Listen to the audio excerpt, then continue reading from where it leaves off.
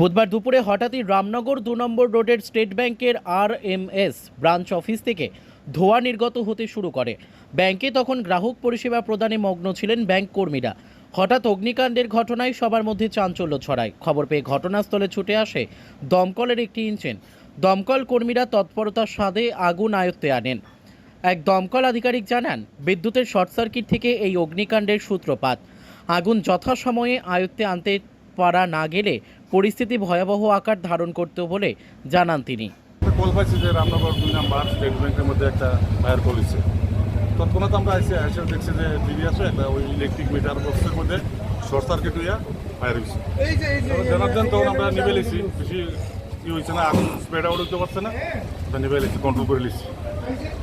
কটা ইঞ্জিন আছে? এই একটা ইঞ্জিন এসেছে। Bureau report, news tele Bharat.